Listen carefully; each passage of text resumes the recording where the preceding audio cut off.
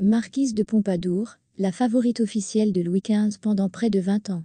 Mais peu de gens savent que la célèbre beauté a eu des enfants de son mari légitime.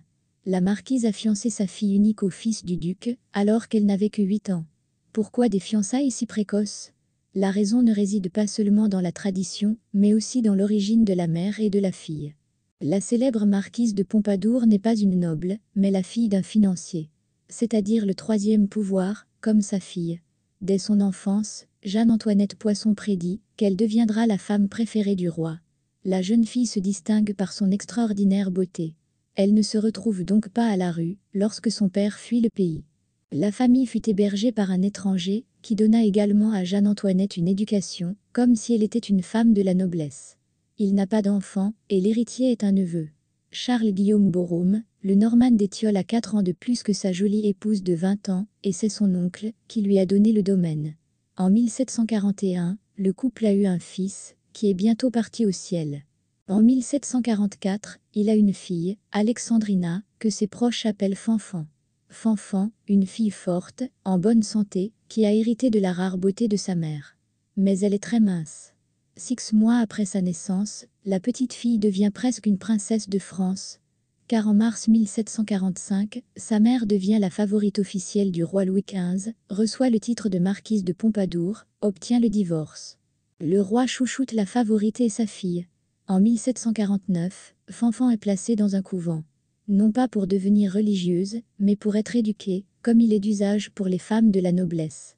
L'établissement d'enseignement pour les filles de la plus haute noblesse se trouvait à Paris, de sorte que la mère voyait souvent sa fille.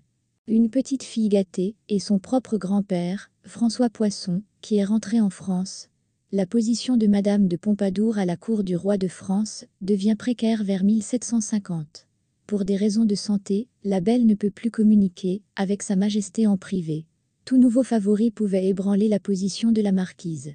On sait aujourd'hui que l'ère de Madame de Pompadour durera jusqu'à la fin de ses jours. Mais la belle marquise s'inquiétait alors de l'avenir de sa fille unique. De par sa naissance, la petite fille appartenait au troisième pouvoir, comme son père. On peut demander au roi un titre et un nouveau nom de famille pour Fanfan. Mais dans la haute société, beaucoup de choses se décident en fonction des liens familiaux, ce que la marquise et sa fille n'avaient pas. Pour sa bien-aimée Fanfan, sa mère voulait ce qu'il y avait de mieux. La position de Fanfan peut être renforcée si vous organisez son mariage avec un fils du duc. Annoncez les fiançailles maintenant et mariez-la lorsqu'elle aura 12 ou 13 ans. À l'époque, les fiançailles ne se limitaient pas à l'échange d'anneaux ou à la promesse de se marier. Les fiançailles sont un rite de passage important et il est possible de les refuser, mais c'est difficile. La recherche d'un gendre convenable pour la marquise de Pompadour commence immédiatement, dès que les médecins lui interdisent de rencontrer le roi en privé. Le choix de la marquise se porta 3 fois sur les garçons, qui avaient déjà le titre de duc et d'auguste parenté. Voyons voir, qui a été choisi dans le gendre de la belle marquise, le fils illégitime du roi Louis XV. Le garçon a 4 ans de plus que Fanfan. Sa mère est morte une semaine après sa naissance, et n'a donc pas pu s'y opposer. Mais le roi-père n'a pas montré d'enthousiasme.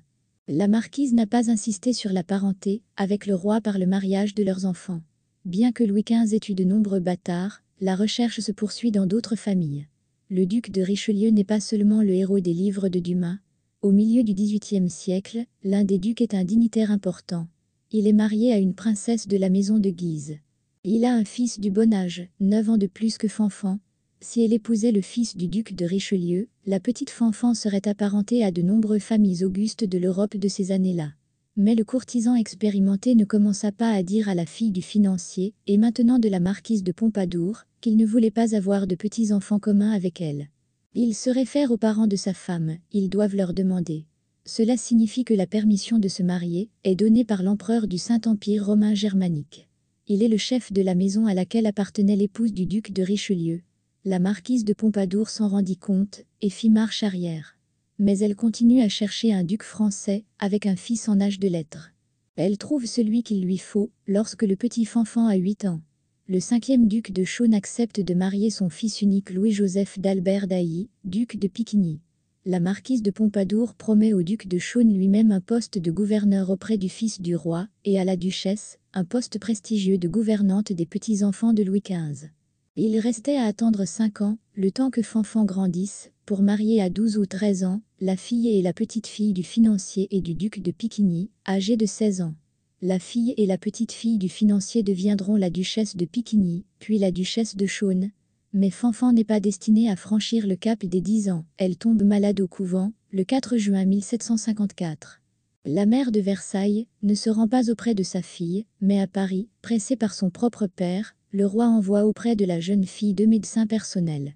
Hélas, après 11 jours, la marquise de Pompadour attendait un nouveau chagrin. Son père ne supportait pas le départ vers le ciel de sa petite-fille adorée. La marquise de Pompadour conservera son poste sous Louis XV jusqu'à la fin de sa vie en 1764. Mais de deux pertes en juin 1754, elle ne se remettra pas. Elle-même n'aura plus que 42 ans à vivre. Merci d'avoir regardé ce film.